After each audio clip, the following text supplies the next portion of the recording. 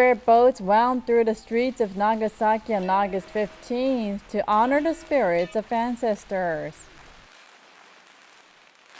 Families send off the souls of their beloved ones with a vibrant procession of spirit boats in the traditional Shoro Nagashi. The boats move through the city accompanied by the blasting sound of firecrackers, the ringing of gongs, and the shouting of participants. Around 700 boats were sent off this year.